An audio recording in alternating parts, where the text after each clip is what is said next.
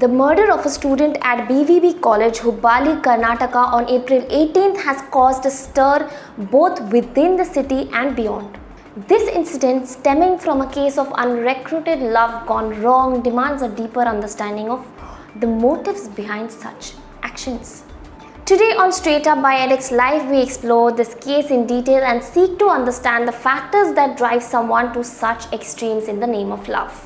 On Thursday, April 18th, Neha Hiremath, a 24-year-old student and the daughter of Hubballi's Congress corporate Neha Hiremath, was stabbed to death on the campus of BVB College. According to reports, Neha was coming out of the college after writing her examination when she was attacked by Mohammed Fayaz, who stabbed her multiple times. The incident was also captured on camera and is now being circulated on social media. While Fayaz was arrested and a knife, the weapon of violence, was recovered, Neha was declared dead upon arrival at Kim's Hospital. Sources reveal that Fayaz, who was studying BCA at BVB College, shared a close relationship with Neha, who was a first-year MCA student at the same institution.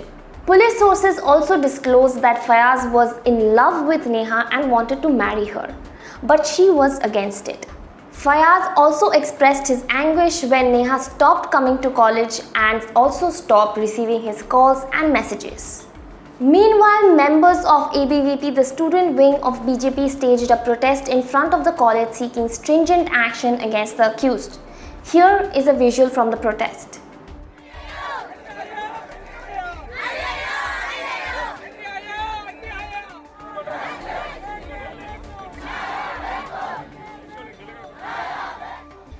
As ABVP raises their saffron flags high in response to the Hubballi murder and love jihad trends on Twitter, it's crucial to get a deeper understanding of what compels someone to commit such a violent act against someone they profess to love. This is what an expert has to say. This particular incident we're referring to is very shocking. However, it goes to the real core of gender violence. And I think two things really stand out. One is that we need to have a conversation with boys and girls very early on about the importance of consent. Consent is the cornerstone of healthy relationships. We need to make our children understand that consent is the most important part in taking any relationship forward. Two is that boys, especially boys, has been working with thousands of adolescent boys. We realize that they do not have a space to show their emotions. They are not taught to handle rejection and failures. In this bid to create boys that are strong providers and protectors of the family, and I think media is also adding, and movies are adding to this whole idea that men can propose and girls cannot reject. I think they also adolescent boys are imbibing this, and so it's very important to deconstruct what media is showing, but also help boys understand that rejection and failure are part of lives. And the way to deal with this is not by showing violence against women. I think if we have these two as a really important takeaway from this shocking incident, we will realize that irrespective of caste and religion, these incidences will continue if these two important things are not taken into consideration. That consent is something that we need to talk to children, and boys should be trained to show a variety of emotions without resorting to violence.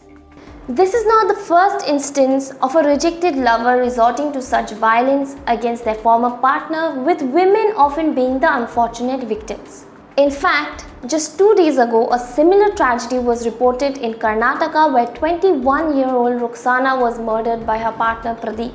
These occurrences compel us to address issues surrounding gender-based violence, twisted notions of love and relationships among young adults, as well as the pervasive influence of male ego, which knows no bounds of age or institution.